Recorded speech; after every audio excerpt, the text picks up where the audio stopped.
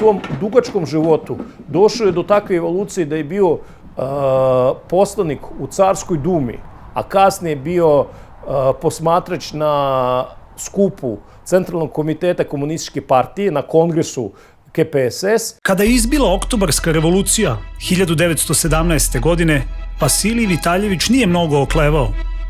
Bio je jedan od saradnika generala Aleksejeva, osnivača Bele armije.